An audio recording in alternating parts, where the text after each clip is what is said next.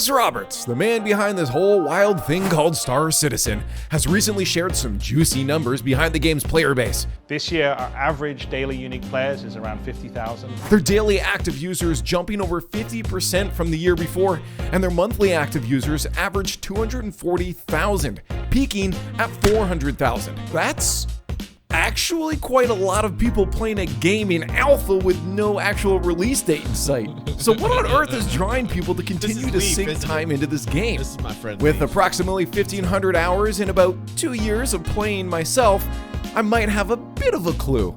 And yes, I have 1,500 hours because contrary to things you might hear from Kotaku and other places that I have hate boners for the game, you can play the game. And for the haters of the game, I'll start with one potential driving force that is often used as an insult towards the game: sunk cost fallacy. Sunk cost fallacy means you feel invested into a product because you spent money on it. And when things start to fail, you feel like pulling out of the product would now be a waste of money.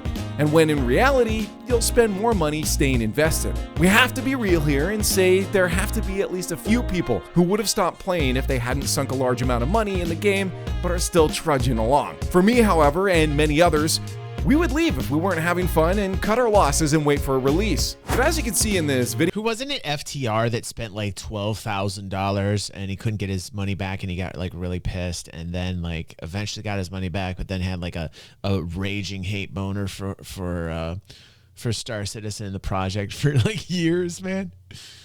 Like I would never spend that. I could never spend that on anything. God, Christy would chop my hands off. Christy would chop my hands off and feed them to me. But yeah, I don't think I could ever. If I had like crazy amounts of money, I would push a lot of money towards the game. You know, like a lot of the donations that we get here for the giveaways and stuff go right into the game because we're putting it into the game. I think we actually have on the channel here put like tens of thousands of dollars into the project because of all of us, you know. video I made here asking streamers why they play the game. Those games it has the most potential. Potential. Star Citizen always has more potential. You can check it out on my channel. It's about not only the potential it holds for the future, but for what it even delivers right now.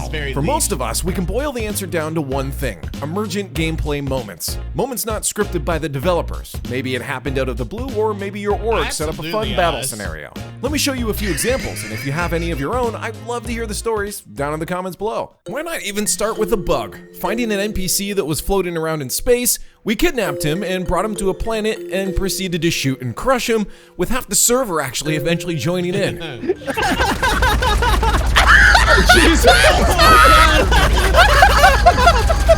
One of my favorite moments was me and my friend getting behind the counter at a store in a space station and waiting for about 20 minutes for someone to show up, where we pretended to be the NPC store clerks using proximity comms. Leaf's good at that. UEE has Leaf's cracked down since the recent emote massacre. We got a lot of variety. Or finding a crashed derelict and looting it, only to be chased down by a guy mad that we stole his mission box since there aren't instances and people can jack your stuff. You sure this is the one you looked in before, Doyle? You can't open it. Here, you don't trust me. Open the doors and I'll step away and you guys can put it on the ground and look at it. I never looked in that one. Yeah, I can't see shit. You got the wrong box, Doyle. Or how about when me and my friend were ragdoll yeeting our bodies at stuff and we convinced a group of players to have a ragdoll. Listen, Leaf, can you please tell Doyle to get his own channel, please, Leaf? I know you watch, bro. Listen, Leaf, Doyle needs his own channel. I'm not trying to be an asshole, dude. I love your content, but Doyle needs his own channel. Can you please get him motivated to like create his own channel, please? Doyle's awesome. Battle Showdown. All right, Burrito Bar, are you ready? They're ready. Have a good Security, are you ready? Yes, sir. All right, 3, 2, 1,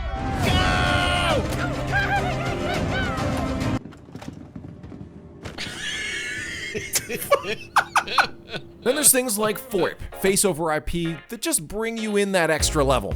Tracking a user's face with a simple webcam and projecting it onto your character's face in the game, allowing other players to see your reactions. Then you add in immersive elements like being so exquisitely detailed that you take time to zoom into NPCs' faces. And you won't be punished because there's no rush to do anything unless you've chosen to take a mission that's timed. A game that makes you take the tram 5 times because you forgot to get ammo for your gun and there's only one shop that sells it in the area. A game that has waypoints, but that waypoint 38 million kilometers away?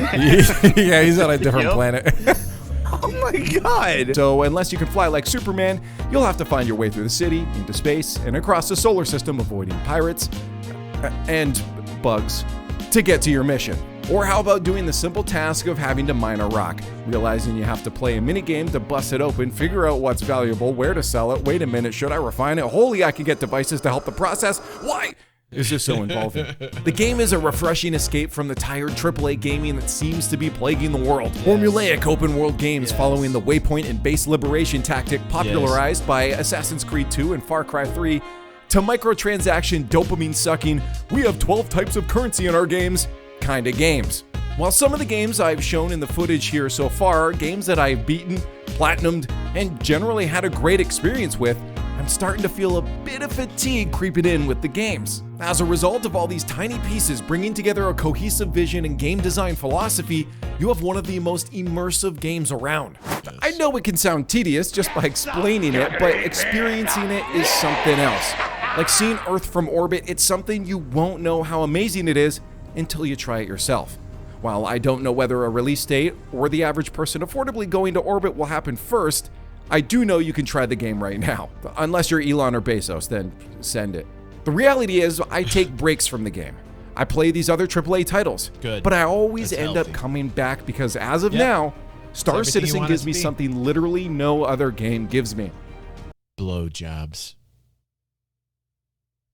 While there have been hiccups and some people have their problem with Chris Roberts' past, I think what keeps us coming back is his vision for how much deeper it will get from an already extremely unique experience that it already is.